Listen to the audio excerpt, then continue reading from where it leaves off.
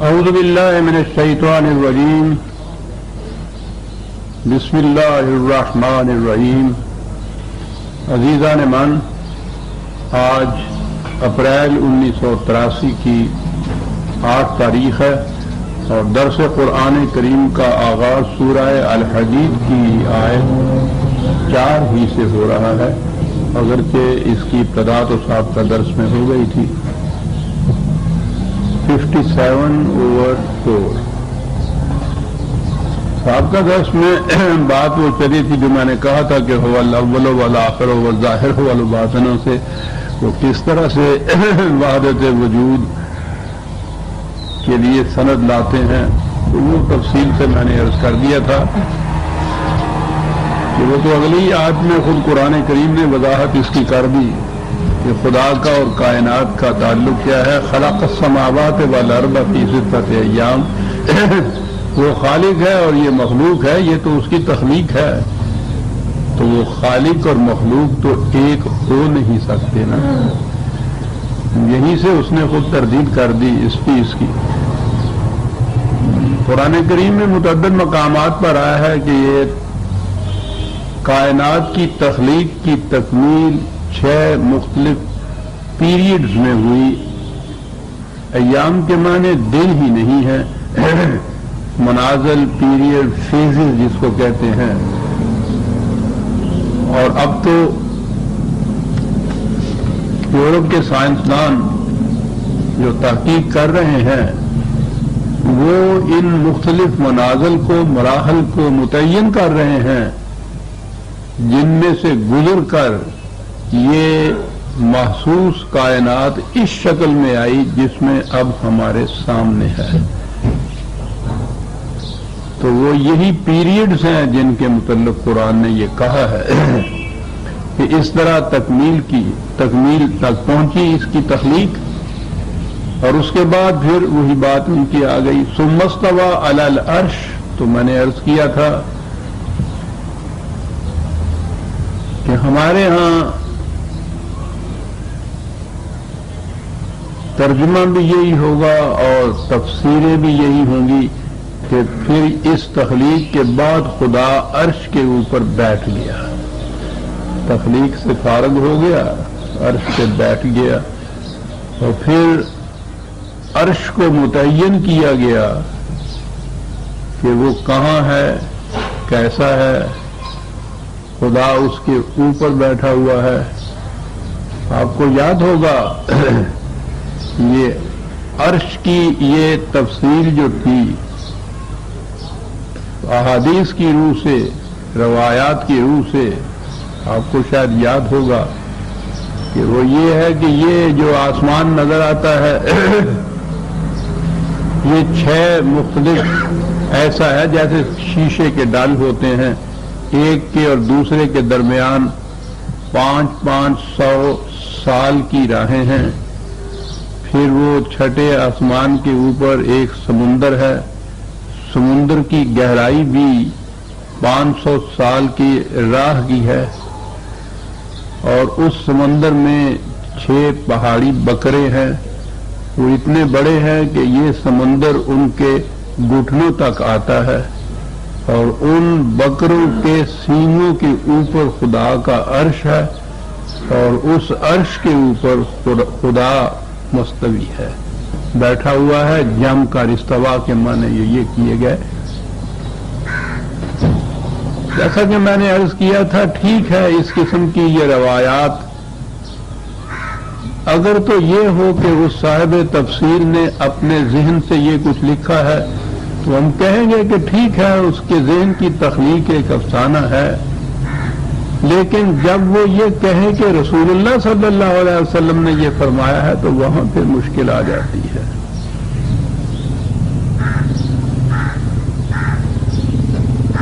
اب ان حضرات کا تو کچھ کہنا نہیں، انہوں نے اپنے ہاں سے یہ باتیں کی، اپنے حجرے میں بیٹھ کے ہی یہ چیزیں گفتگو کی، اپنے ہی سامعین کو سنائی، اپنے شاگردوں کو پڑھائی، وہیں تک بات ہوئی. لیکن جب آپ اس قرآن کو اور نبی اکرم صلی اللہ علیہ وسلم کی علمی فضیلت کو دنیا کے سامنے پیش کریں گے تو پھر وہاں آپ سوچئے کہ اس قسم کے افسانوں کا اثر کیا ہوگا ان کے اوپر۔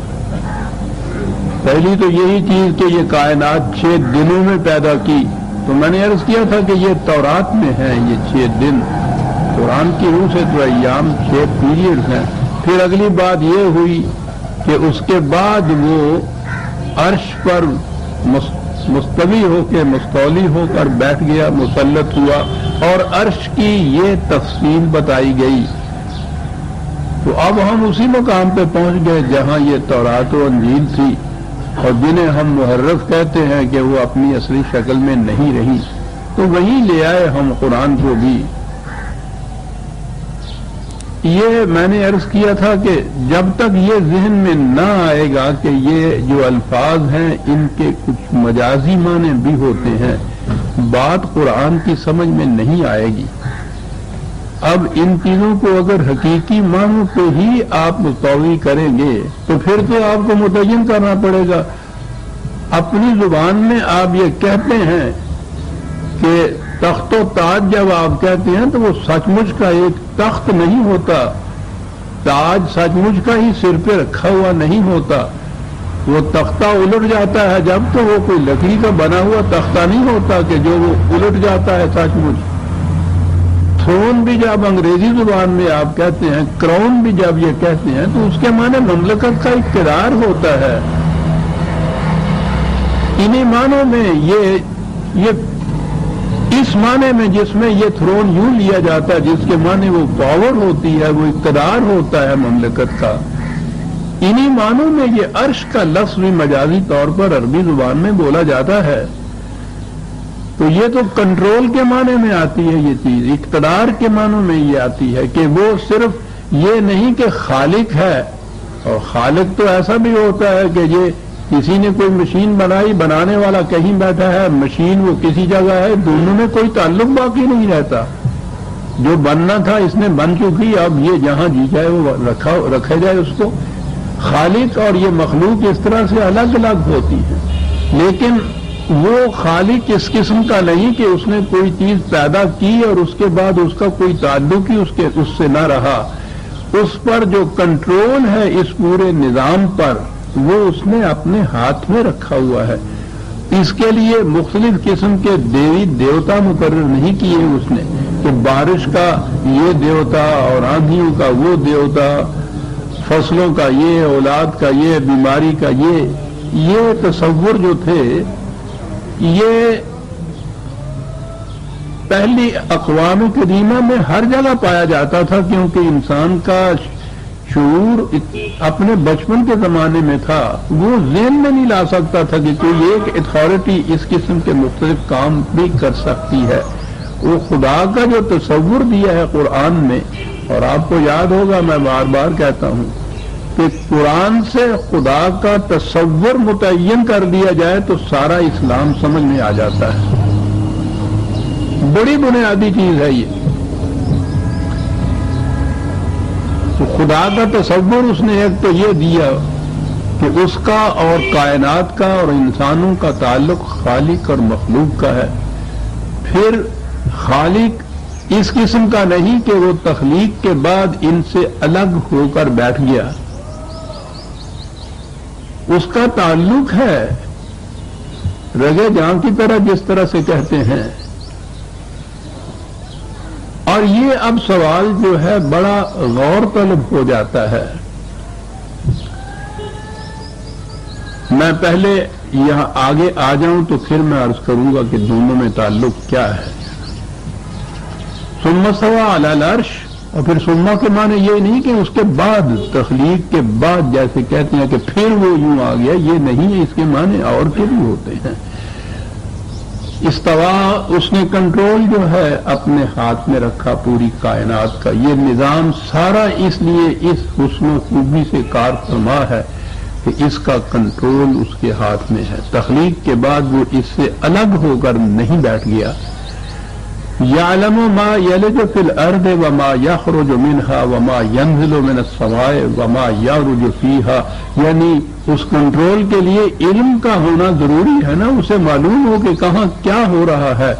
کہا کہ وہ ان جزیات تک کا بھی علم ہے اس کو کہ اس زمین میں کیا داخل ہوتا ہے، کیا ان میں سے نکلتا ہے، اس فضا میں کیا چیز اوپر جاتی ہے، وہاں سے کیا چیز نیچے آتی ہے. یہ تمام چیزوں کا گویا اس نظام کے یوں ہی اشاراتی عناصر گنا دیے کہ ان تمام چیزوں کا اسے علم ہے، اور علم کے معنی یہ ہے کہ وہ کنٹرول ان چیزوں کا اس نے اپنے ہاتھ میں رکھا ہوا ہے. اب یہ تو خارجی کائنات اور خدا کا تعلق رہا. انسانوں کے متعلق کہا کہ وَهُوَ مَعَكُمْ أَيْنَ مَا كُنتُمْ. یہ ہے وہ اہم چیز جو خدا کا تصور جو قرآن پیش کرتا ہے.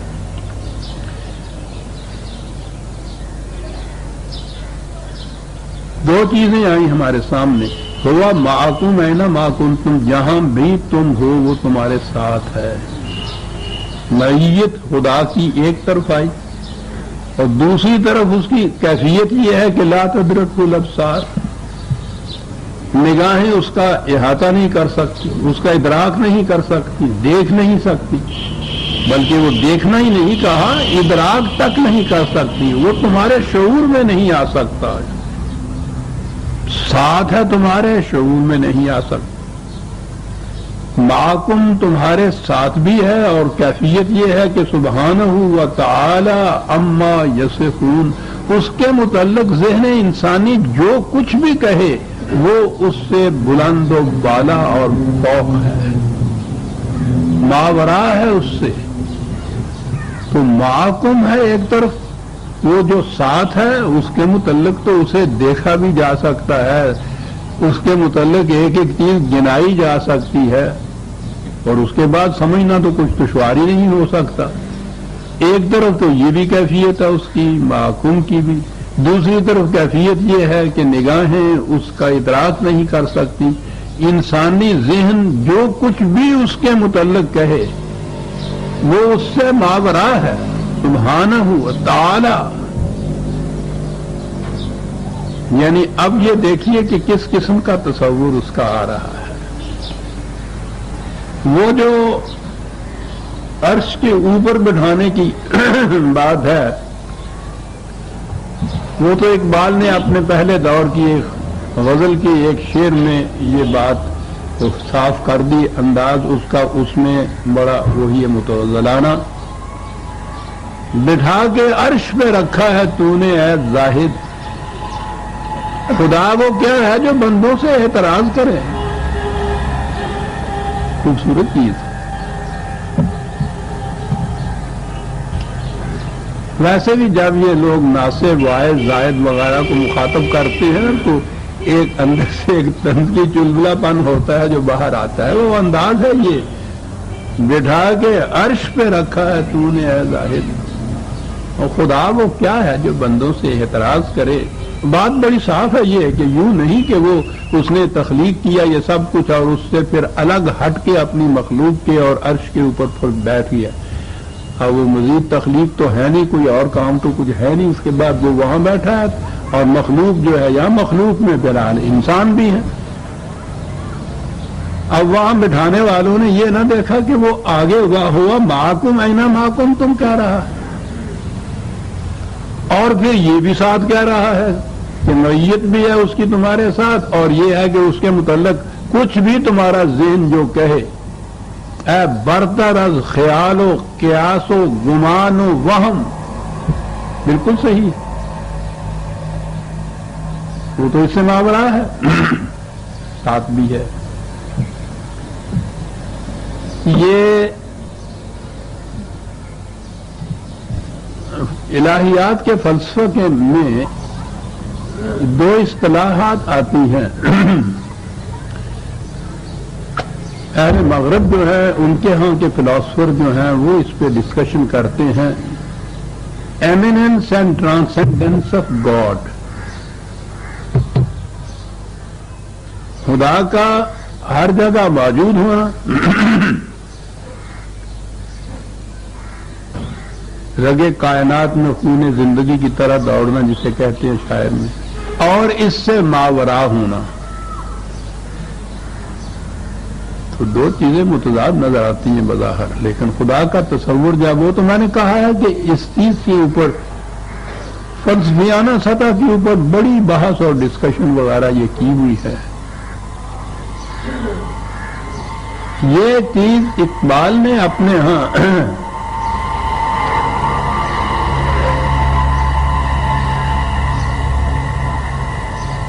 دو اصطلاحیں اس نے بھی اپنے ہاں استعمال کی ہیں۔ میں نے عرض کیا کہ یہ مقام بڑے مشکل ہے، الفاظ میں نہیں سمو سکتے، لیکن الفاظ کے بغیر تو چارہ ہے نہیں۔ جب ہم بات کریں گے تو بہرحال ایک لفظ تو اس کے لیے استعمال کرنا ہوگا نا۔ تو یہ ہے دو چیزیں جو اقبال نے بھی کہی ہیں، وہ یہی ہیں جو وہاں اس کی بات ہوتی تھی۔ کہتا ہے کہ وہ اصطلاح ہے باہمگی بے ہمگی۔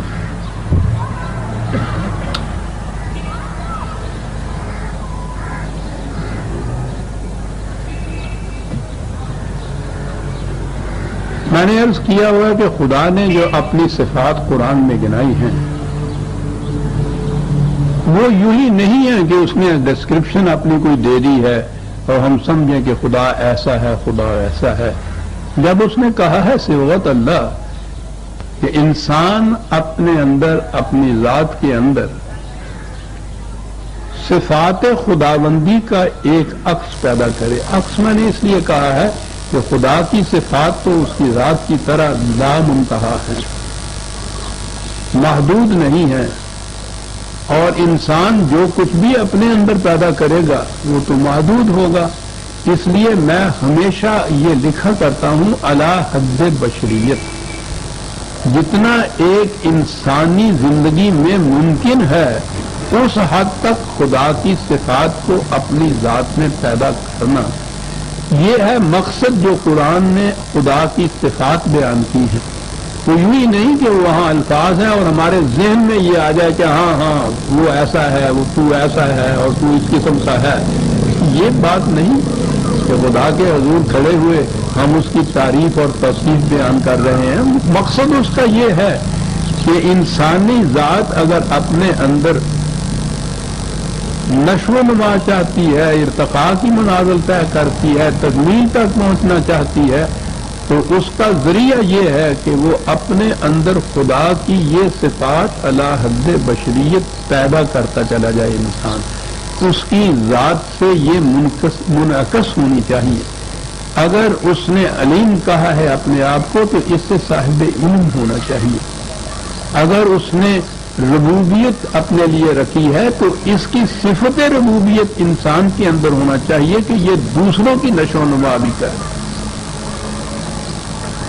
اس نے اگر یہ رزاقیت کہا ہے تو وہ اپنے اندر یہ صفت پیدا کرے کہ وہ دوسروں کی رزاقیت کی ذمہ داری اپنے اوپر لے۔ تو یہ ہے مقصد خدا کی ان صفات کا۔ معاشرے میں اقبال نے یہ جو خدا کی یہ دو صفات ہیں کہ ما کن بھی ہے اور ما ورا بھی ہے ہمارے، اس نے معاشرے میں انسان کا انداز زیست جو ہے اس کے متعلق بڑے ہی لطیف انداز میں بات کہی ہے۔ ہر شخص اب ذات، ہر فرد اپنا جدا گانا تشخص رکھتا ہے۔ میں ہوں، کوئی دوسرا یہ میں نہیں ہو سکتا، الگ ہوں، جدا ہوں۔ فرد تو کہا ہی اسی صورت میں جائے گا جب انفرادیت اس کے اندر آئے گی، انڈیویجویلٹی آئے گی۔ یہ انڈیویجویلٹی ہے، انفرادیت ہے جس سے ہر فرد کا جدا گانا تشخص ہوتا ہے۔ میں ہوں، میرا یہ تشخص ہے، کوئی دوسرا یہ نہیں ہو سکتا، منفرد ہوں میں۔ اب اس کے بعد مجھے معاشرے کے اندر بھی رہنا ہے، معاشرے کا ایک فرد بن کے بھی رہنا ہے، اپنے آپ میں منفرد بھی ہونا ہے، معاشرے کا ایک فرد بھی بننا ہے۔ معاشرے کے فرد بننے کی حیثیت سے ہوا محکوم والی بات آنی ہے مجھ میں۔ اور اپنی انفرادیت کو برقرار رکھنے کے لیے استوا علی العرش جسے کہا گیا ہے کہ وہ ان چیزوں سے ماورا ہے، وہ کیفیت پیدا ہونی ہے۔ بالکل دو متضاد چیزیں آتی ہیں یہ، اور یہ بڑی اہم چیز ہے کہ معاشرے کے اندر رہتا ہوا سب کے ساتھ بھی رہے، اپنی ذات میں منفرد بھی رہے۔ اقبال کو تو بات کہنی آتی تھی، یہی اس کی انفرادیت ہے۔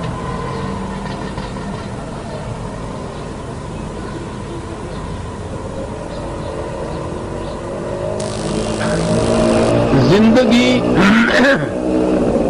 انجمن آراؤ نگہدار خود است۔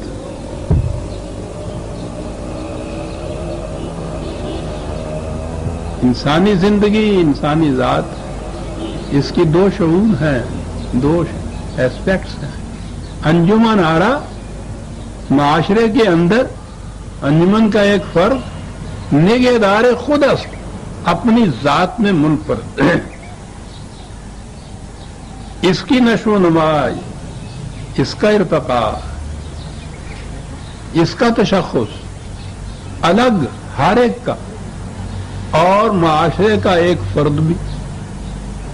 کہا یہ کیسے ممکن ہے؟ ایک تشبیہ میں بات واضح کر دیا۔ یہی میں نے کہا ہے کہ اقبال کا کہ انفرادیت اس انداز میں ہے۔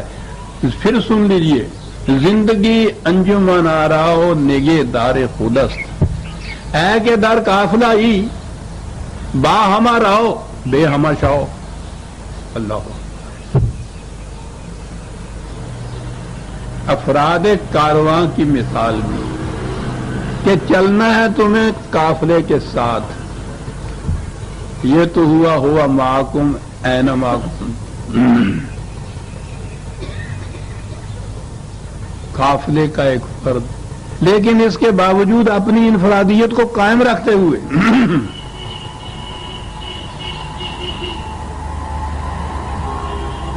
وہ کھو نہیں جاتا قافلے کے اندر۔ یہ نہیں ہے کہ اپنی جدا گانہ انفرادیت، انڈیویجویلٹی یا تشخص کو ختم کر دے قافلے کا ایک فرد ہونے کی حیثیت سے، اور یہ بھی نہیں ہے کہ رہبانیت کی طرح قافلے سے کوئی تعلق ہی نہ رکھے، معاشرے سے کوئی واسطہ ہی نہ رکھے، اور خلوت گاہوں میں بیٹھ کے کہے کہ میں اپنی ذات کا تزکیہ کر رہا ہوں، اس کا تشخص کر رہا ہوں۔ یہ قرآن کے خلاف ہے۔ اس نے تو انجمن آرا بھی رہنا ہے، نگہ دار خود بھی رہنا ہے۔ تو یہ جو خدا کی دو صفات ہیں کہ وہ ایسا بھی ہے کہ جس سے آپ کی نگاہیں بھی اس کی ادراک نہیں کر سکتی، یعنی اتنا ماورا، اتنا منفرد، یہ بھی اس کی کیفیت ہے۔ اور دوسرے معکم بھی ہے، وہ تمہارے ساتھ، اینا معکم تم، ہر مقام پر تمہارے ساتھ بھی ہے۔ تو یہ دو متضاد چیزیں بظاہر نظر آتی ہیں، لیکن فرد جب اپنے اندر خدا کی صفات کو اعلی حد بشریت پیدا کرے گا، منعکس ہوں گی پھر اس سے، تو اس میں دونوں صفتیں یہ کس طرح سے ہوں گی کہ وہ معاشرے کا ایک فرد بھی ہوگا، رہبانیت نہیں ہوگی کہ وہ ترک کر دے معاشرے کو، انجمن کو، اس کائنات کو، اس دنیا کو، اس کے اندر رہتا ہوا نگہدار خود است۔ اور کتنی خوبصورت تشبیہ ہے کہ اے کہ در قافلہ ای با ہما راؤ بے ہما شاؤ۔ یہ ہے اسلام عزیزان من۔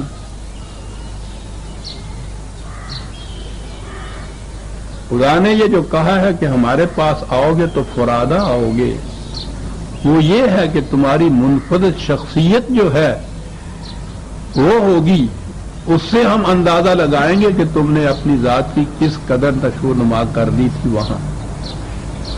لیکن اس کے ساتھ ہی اسی نے یہ کہا فذالک جعلناکم امۃ وسطا،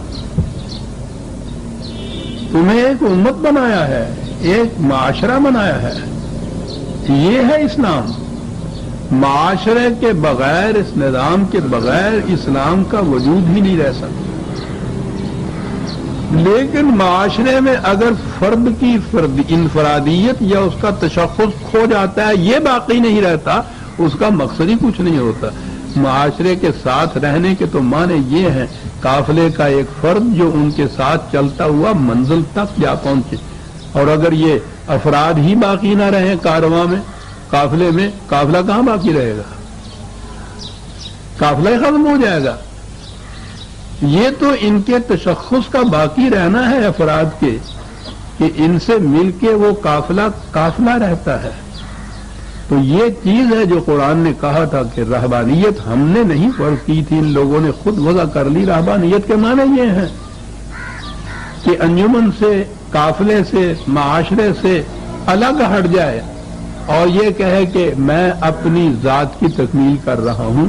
وہ کہا یہ ہے ہی غلط، کارواں نہیں رہے گا، امت نہیں رہے گی، معاشرہ نہیں رہے گا۔ تو یہ جو اسلوب ہے زندگی کے بسر کرنے کا، کہ وہ معاشرے کے اندر بھی رہے، اپنا تشخص بھی جداگانہ قائم رکھے، یہ ہے خدا کی یہ جو دو صفات ہمارے سامنے آئی ہیں کہ سبحانہ و تعالی عما یصفون بھی ہے، اور اینا ما کنتم ہوا معکم اینا ما کنتم بھی کس کا ریفرنس چاہتی ہیں؟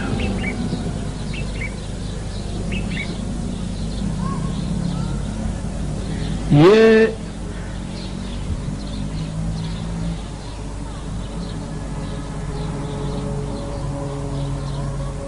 ان مقامات کو اگر سمجھ لیا جائے جو قرآن کہتا ہے، تو پھر یہ بات سمجھ میں آ سکتی ہے کہ وہ کس قسم کا نظام چاہتا ہے، کس قسم کا معاشرہ چاہتا ہے۔ معاشرے میں اگر آپ مکینیکلی کچھ قوانین کو نافذ کر دیتے ہیں، کچھ حساب، تو اس کا تعلق انسان کی ذات سے نہیں ہوتا، وہ تو مشین ہو جاتا ہے۔ وہ تو اس نے اس انداز کا معاشرہ قائم کیا ہے کہ معاشرے کے اندر ہر فرد کی انفرادیت یا اس کی ذات کی تکمیل بھی ہوتی رہے اور وہ معاشرے کا فرد بھی بنا رہے، نہ تو معاشرے سے الگ ہٹ کے رہبانیت بات ہو جائے، نہ اس کی کیفیت ہو کہ معاشرے کے اندر اس کا وجود ہی باقی نہ رہے، یہ سیکولرزم ہو جائے گی۔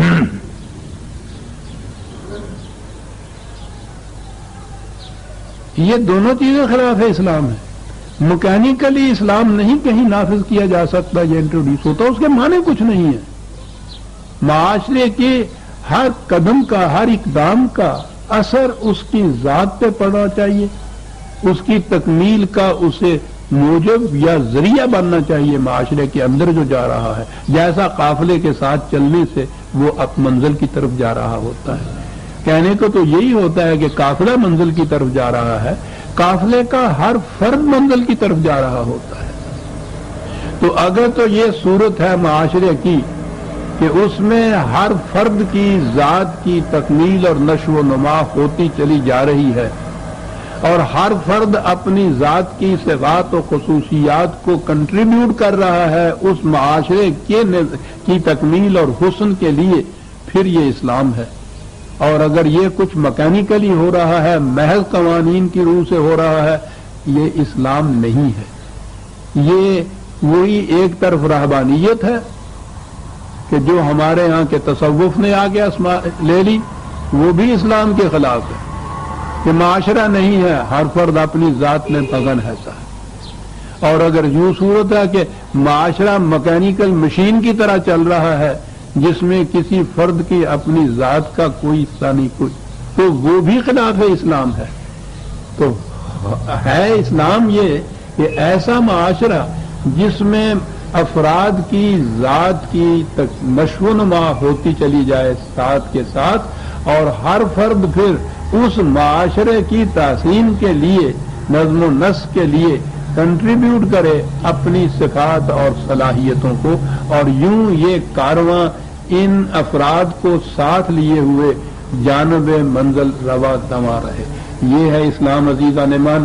یہ ہے معنی اس کے، جسے اگر آپ یوں کہیں کہ وہ عرش پہ بھی ہے، اس سے الگ بھی ہے. بے ہمگی کی یہ کیفیت ہے ٹرانسینڈنس کی. اور ہوا معکم اینما کنتم، باہمگی کی یہ کیفیت ہے کہ وہ ہر فرد کے ساتھ ہے اینما کنتم. اور میت کا یہ عالم کہ وہ تمہارے دل میں گزرنے والے خیالات سے بھی واقف ہے.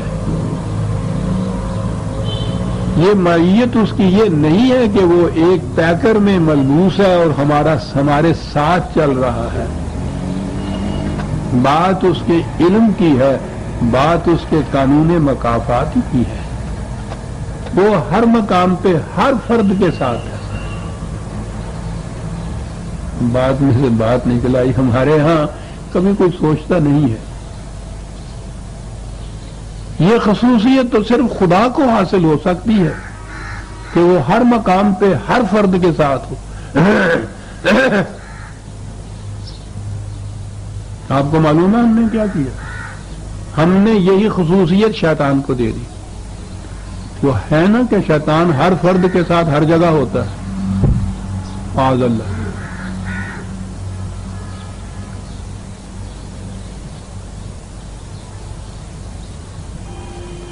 کبھی نہیں سوچتے ہم کیا کہہ رہے ہیں.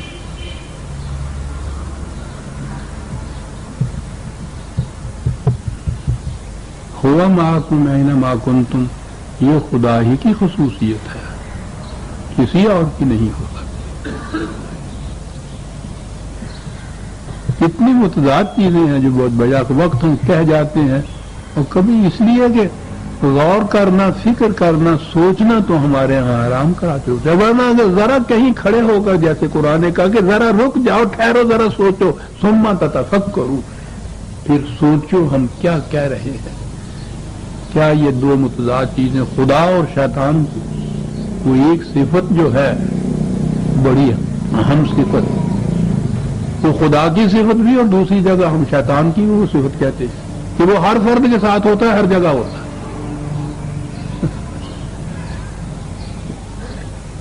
اور یہ سارا کچھ جو ہے وہ کاہے کے لیے؟ واللہ بما تعملون بصیر.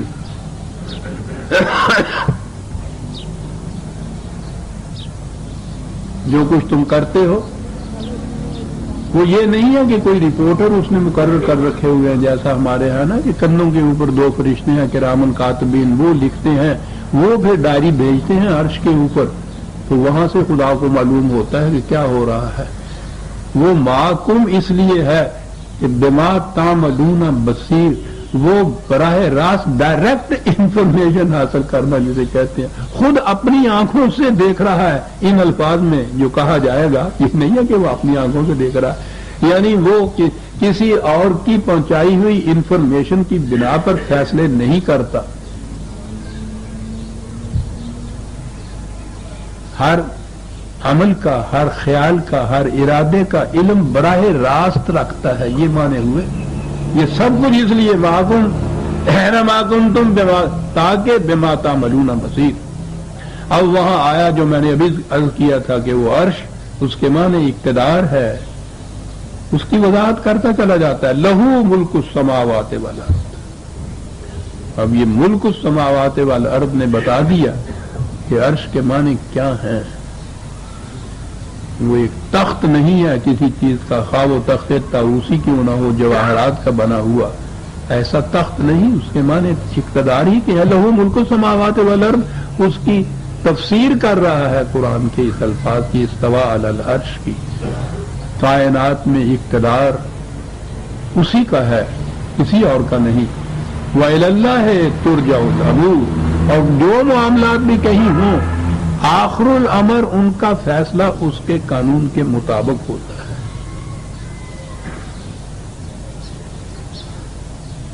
آپ کو یاد ہے جب وہ آیا تھا اِنَّ لِلَّهِ وَإِنَّا إِلَيْهِ رَاجِعُونَ، تو میں نے بتایا تھا کہ اس کا مفہوم کیا ہے اور ہم کیا کہتے ہیں اس کے معنی. اتنا انقلاب آور وہ اعلان ہے،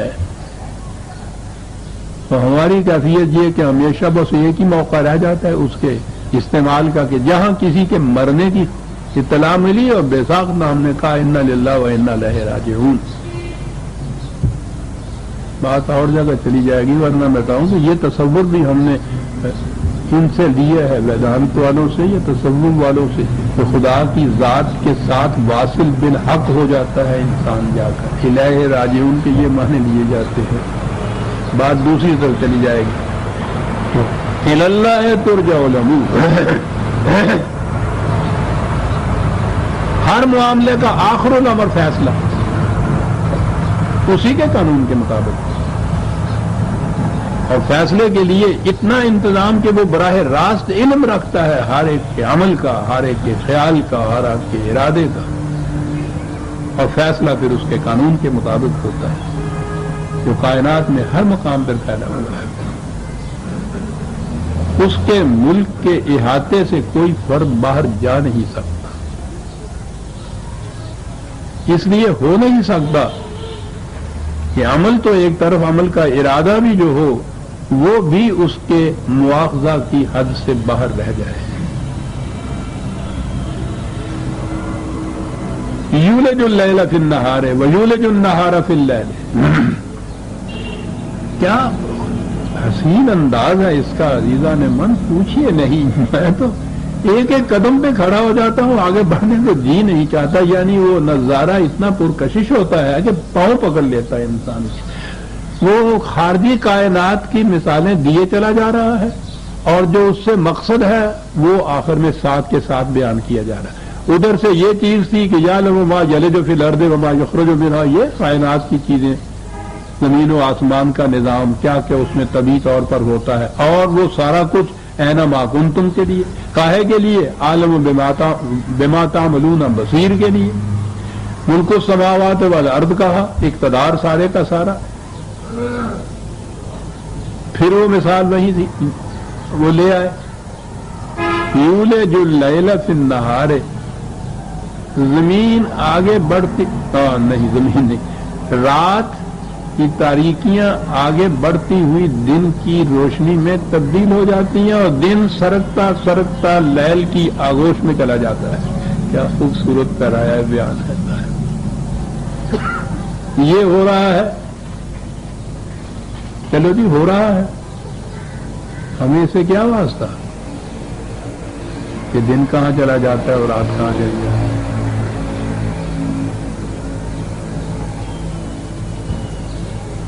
اور پھر اسی تفسیر سے اگر آپ پوچھنا چاہتے ہیں، یہ اس دور کے لوگوں کے ذہن کی تخریص تھی، اور پھر وہی چیز کہ رسول اللہ صلی اللہ علیہ وسلم کی طرف منسوب، کہ حضور سے پوچھا گیا کہ سورج رات کو کہاں جاتا ہے، تو آپ نے فرمایا کہ یہ اللہ کے عرش کے نیچے جا کے چھپ جاتا ہے، اور دوسری صبح کو فرشتے اس کو کچوک کے دے دے کے پھر نکالتے ہیں کہ چل، اور پھر آ جاتا ہے. عزیزان من، ہنسیے نہیں، روئیے اور خون کے آنسو روئیے.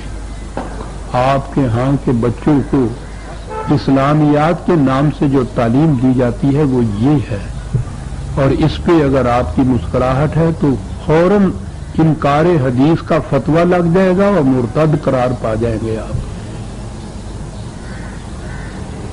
کہا یہ جاتا ہے. دن اور رات کی اس کیفیت کو بیان کرنے کے بعد پھر اصل مقصد کی طرف، وَهُوَ عَلِيمٌ بِذَاتِ الصُّدُورِ،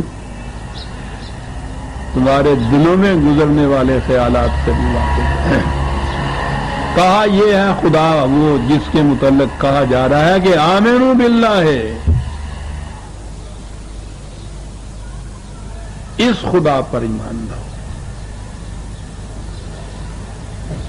اور یہ باتیں کہاں سے تمہیں معلوم ہوئی؟ اس وحی کے ذریعے جو خدا نے اپنے رسول کی وساطت سے تم تک پہنچایا. اس لیے خدا پر ایمان اس وساطت سے لایا جائے گا جو وحی ہے جو خدا نے دی. اس لیے آمنوا باللہ و رسولہ. اور سب سے پہلا قدم جو ہے اس تمام اہتمام کا جو یہاں کیا گیا، وہ سارا کائنات کا باہر نظم و نسق کاہے کے لیے ہے کہ جو کچھ انسان جو جاندار مخلوق خدا نے پیدا کی ہے وہ سامان پرورش وہاں سے حاصل کر سکتا ہے، یعنی اس کے ساتھ ہی اس نے ذرائع پرورش بھی پیدا کر دی ہیں۔ ارض و سما کا انتظام اس کے لیے ہے، تاتو نانے باقا فاری و بغفلت نہ خوری، سادی کے الفاظ میں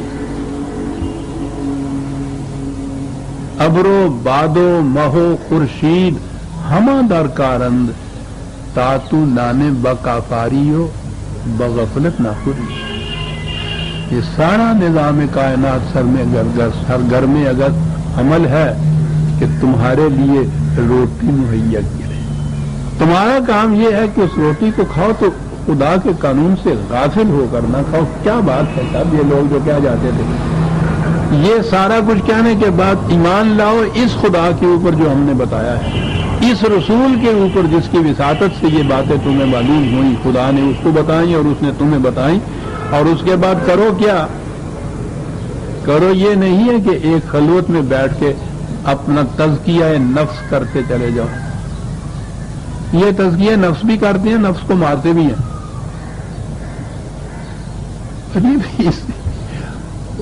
اب تو میں کہتا ہوں تو اپنے آپ پہ شرم آتی ہے کہ تو کیا کرتا رہا تھا آدھی عمر سے۔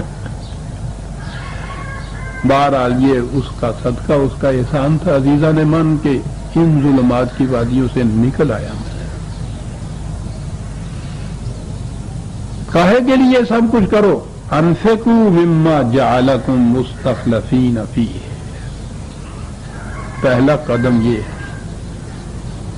کہ یہ جو کچھ سامان رزق میں ملا ہے اسے کھلا رکھو، نوع انسانی کی پرورش کے لیے، بلکہ ہر جاندار کی پرورش کے لیے۔ یہ سارا کچھ کرنے کے بعد پہلی چیز یہ کہی گئی ہے،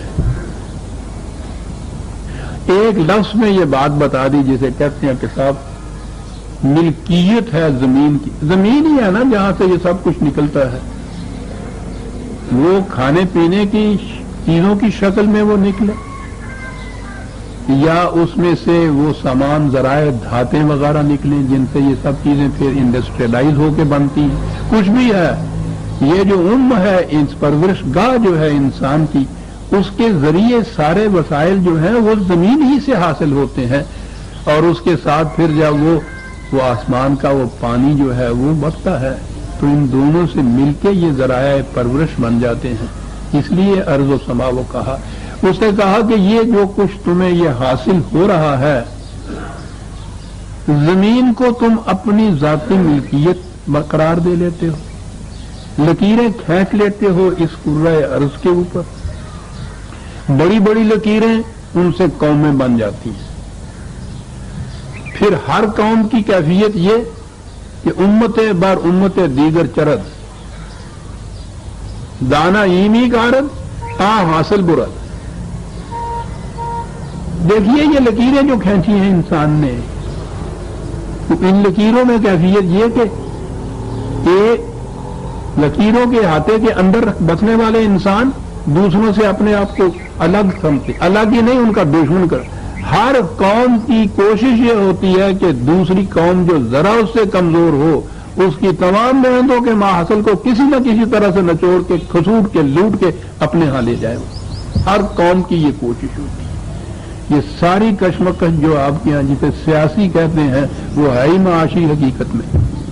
ہر قوم کی یہ کوشش ہوتی ہے۔ یہ قوم کیسے بنی؟ وہ ایک لکیر کھینچنے سے۔ اس بڑی لکیر کا جو احاطہ ہے وہ جیل خانے کے اندر وہ ایک سیل ہوتے ہیں نا الگ،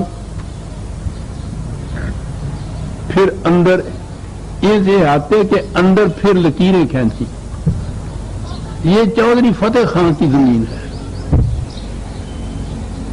لکیر کھینچی ہوئی ہے، اندراج ہے بٹواری کے خانے رجسٹر میں۔ لکیر یہ اس کی ملکیت ہے۔ میں کہا کرتا ہوں نا کہ قرآن یہ بتاتا ہے کہ یہ ملکیت کا جو دعویٰ ہے اس کا ثبوت تو تم پیش کرو۔ یہی کہو گے نا کہ میں نے فلاں سے خریدی، کیا یہ اس کی ملکیت تھی جو اس نے بیچی ہے؟ یا خلاف قانون ہے؟ چوری کا مال جو بیچنے والا ہوتا ہے اس کا خریدنے والا بھی چور ہوتا ہے۔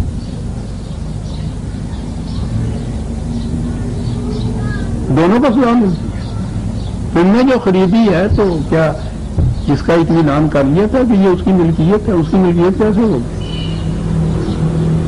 یا کہو گے کہ میں نے وراثت میں لیا اپنے باپ سے؟ ٹھیک ہے، باپ اگر چوری کا مال لے کے بیٹھا تھا اور وہ بیٹے کو مل گیا ہے وراثت میں، تو وہ تو پھر چوری کا مال ہے. پیچھے لیے جاؤ جہاں تک جی چاہے عزیزہ نے من، سوائے اس کے کہ یہ لکیریں ماری ہوئی آپ ثابت کریں گے، اس میں ملکیت ثابت نہیں کر سکتے، کسی مقام پہ نہیں ثابت کر سکتے. سب سے پہلے انسان کی بھی ملکیت ثابت نہیں کر سکتے، وہ تو اسی طرح سے پڑی ہوئی تھی زمین. قابض ہو جاتا ہے انسان، پھر وہ جس کی لاٹھی اس کی بھینس، جس میں قوت ہوتی ہے وہ اس پہ قابض ہو جاتا ہے. قوموں کی کشمکش یہی کی، زیادہ قوت والی قوم کمزور قوت والی قوم پہ جب قابض ہوتی ہے تو اس کی زمین پہ قابض ہو جاتی ہے. اسی طرح سے یہ جو انفرادی ملکیت کے قصے وہ زمینوں پہ لکیریں کھینچی ہوئی ہیں، وہ کوئی زبردست آتا ہے وہ اس کو نکال دیتا ہے. تو کیا ہو رہا ہے سامنے آئے ان کے آنسو رولاتا ہے. اتنے سالوں سے بچنے والے انسان اپنا ڈھور ڈنگر کی طرح وہاں سے ہانکے چلے جا رہے ہیں، جو نہیں اٹھتا ان کو قتل کیا چلا جا رہا ہے. قوت والا قابض ہو رہا ہے نا اس کمزور کے مقابلے میں. پھر یہ ملکیت ان کی برحق ہو جائے گی، پھر UN ان کے حق میں فیصلہ دے دے گا کہ یہ ٹھیک ہے، یہ اہل فلسطین کی زمین نہیں ہے، یہ اسرائیل کی زمین ہے. کیا تماشا ہے؟ کیا کہتا قرآن؟ کہا کہ اتنا ہی تمہارا استحقاق ہے نا، جعلکم مستخلفین فیہ. پہلے جو اس کے اگر تم ان کو مالک کہو یا جو ان کا انتظام کرتے تھے، جس کی قبضے میں یہ چیز تھی، وہ چلے گئے تو پھر یہ تمہارے قبضے میں آ گئی جیسے تم کہتے ہو. وہ اگر نہ چلے جاتے، زندہ رہتے، تو یہ تمہاری ملکیت میں تو نہیں آ سکتی تھی. تو ہوا تو اتنا ہی نا کہ وہ چلے گئے اس لیے تمہاری ملکیت میں آ گئے. کیا بات ہے! تو اس سے تمہاری ذاتی ملکیت تو یہ نہیں ہو جاتی.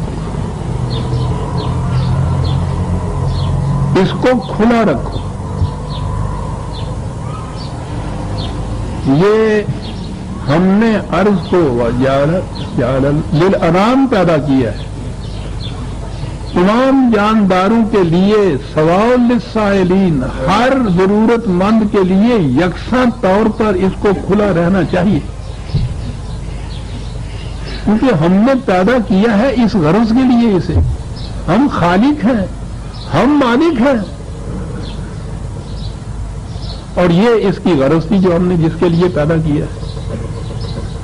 قرآن نے اس کو انداز من دون اللہ کہا ہے کہ یہ جو تم اس کو ذاتی ملکیت میں دے دیتے ہو، یہ خدا کے ساتھ دوسرے خدا کھڑے کر دیتے ہو. تم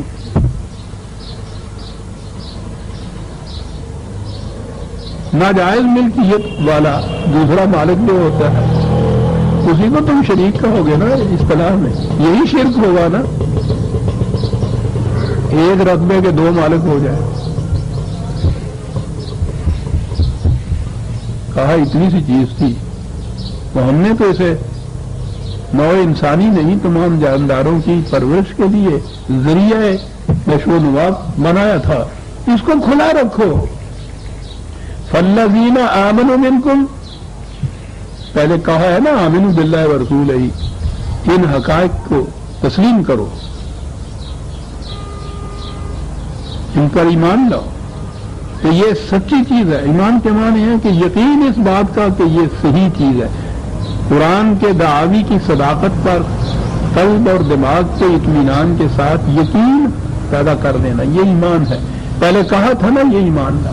کہا کہ والذین آمنوا منکم، جو لوگ تم میں سے اس طرح سے ایمان لے آئیں گے اس حقائق کے اوپر جو ہم بیان کر رہے ہیں، وانفقوا،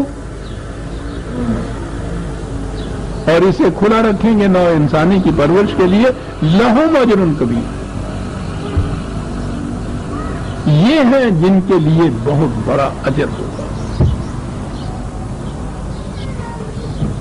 انفاق وہ چیز ہے، پہلا قدم یہ ہے.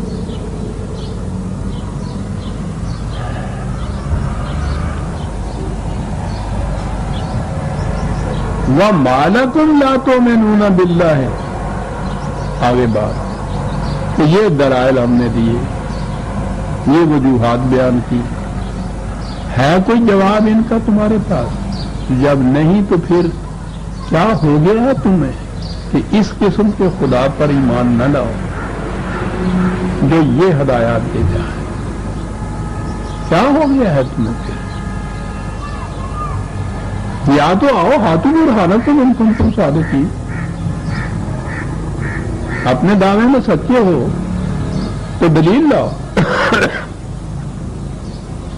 دلیل تمہارے پاس کوئی ہوگی نہیں تو پھر مَا لَكُمْ لَا تُؤْمِنُونَ بِاللَّهِ وَالرَّسُولُ يَدْعُوكُمْ لِتُؤْمِنُوا بِرَبِّكُمْ.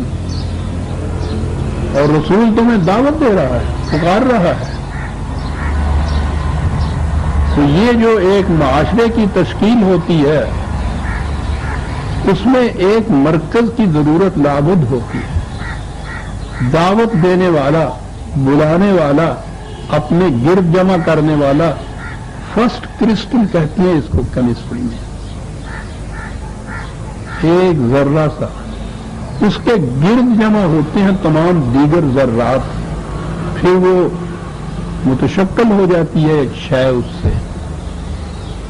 تو یہ پہلی چیز، رسول کی یہی حیثیت نہیں ہوتی کہ وہ خدا کے پیغام کو دوسروں تک پہنچاتا ہے، بلکہ اس کی حیثیت یہ بھی ہوتی ہے کہ وہ ان افراد کو یکجا کر کے ایک معاشرہ متشکل کرتا ہے جس کا فرسٹ کرسٹل خود رسول ہوتا ہے. وہ کہتا ہے انا اول المسلمین، پہلا مسلم.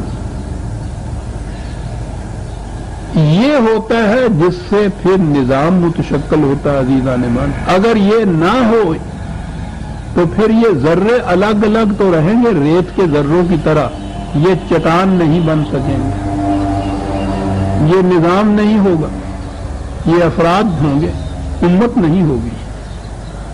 اس کے لیے ضروری ہے ایک دعوت دینے والے کی. دعوت دینے والا سب سے پہلے ایمان بھی لاتا ہے. رسول اللہ صلی اللہ علیہ وسلم سے کہا گیا کہ آمنوا باللہ ہے، تم بھی اسی طرح سے جو کچھ تمہیں دیا گیا ہے وہی کی روح سے. وہ اتنی سی بات ہی نہیں ہے کہ تم نے لیا اور آگے پہنچا دیا. ایمان لاؤ اس کے اوپر. آمن الرسول بما انزل الیہ من ربہ والمؤمنون. رسول ایمان لاتا ہے پہلے، پھر وہ مسلم کہتا ہے، ان قوانین کے سامنے جھکتا ہے. اول المسلمین، فرسٹ کرسچن بنتا ہے، پھر وہ دعوت دیتا ہے دوسروں کو کہ آؤ. تو جب یہ شیرازہ بکھر جائے اس نظام کا تو اسے بارے دیگر متشکل کرنے کے لیے پروسیس وہی ہوگا جو قرآن کا پروسیس. دعوت دینے والا ضروری ہے، لیکن وہ تو اسی صورت میں دعوت دے سکے گا کہ پہلے اپنے اندر وہ خصائص اور کشش اور جاذبیتیں پیدا کرے کہ جو دوسروں کو کھینچ کر اس کی طرف لے کے آئے. یہ ہے وہ اسوہ حسنہ رسول اللہ کا جو بتایا ہے. تمہارے لیے رسول کا اسوہ جو ہے وہ بہترین نمونہ ہے.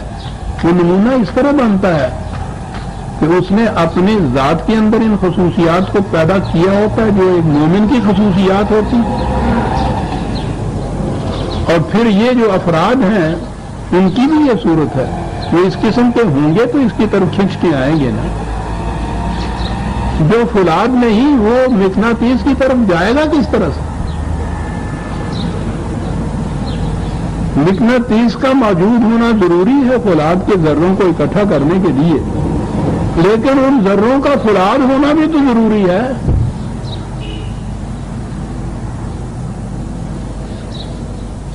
یہ تھا وہ پروسیس جس سے نبی اکرم صلی اللہ علیہ وسلم نے 13 سال کی مکے کی زندگی میں یہ جو فولاد کے ذروں کے اوپر زنگ لگ گیا ہوا تھا، یوں کہیے کہ اپنی تعلیم و تربیت سے اس زنگ کو اتارا.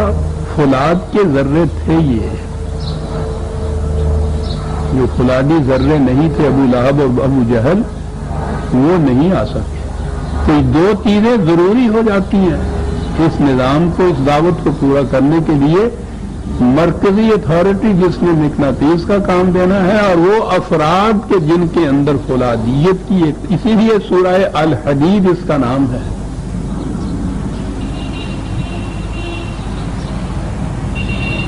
یوں یہ چیزیں اکٹھی ہوتی ہیں عزیزان من تو ایک اسلامی نظام متشکل ہوتا ہے۔ لِتُؤْمِنُوا بِرَبِّكُمْ وَالرَّسُولُ يَدْعُوكُمْ لِتُؤْمِنُوا بِرَبِّكُمْ، رسول اپنے لیے نہیں، تمہیں دعوت دیتا ہے کہ اپنے رب کے اوپر ایمان لاؤ، وہ اس کی دعوت تو یہ ہوتی ہے۔ وَقَدْ أَخَذَ مِيثَاقَكُمْ إِن كُنتُم مُّؤْمِنِينَ،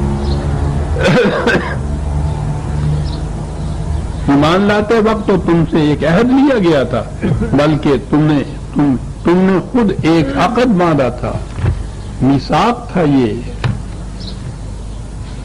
معاہدہ کیا تھا تم نے ایک، وہ معاہدہ قرآن کے اندر موجود ہے۔ یاد رکھو عزیزان من، کوئی شخص جو مسلمان ہوتا ہے، جسے ہم کہتے ہیں نا ایمان لاتا ہے، تو وہ یہ چار لفظ کہنے سے ایمان نہیں وہ لے آتا کہ آمنت باللہ و ملائکتہ و کتبہ و رسلہ، یہ نہیں ہے، وہ ایک معاہدہ کرتا ہے، اور معاہدہ یہ ہے کہ ان اللہ اشتری من المؤمنین انفسهم و اموالهم بان لهم الجنہ، وہ معاہدہ کرتا ہے کہ میں اپنی جان اور مال خدا کے ہاتھ بیچ دیتا ہوں، اور خدا کہتا ہے کہ اس کی قیمت میں ہم تمہیں جنت عطا کرتے ہیں۔ یہ مابین ان دونوں کے معاہدہ ایک ہوتا ہے، اس سے ایک فرد مسلمان ہوتا ہے یا مومن ہوتا ہے۔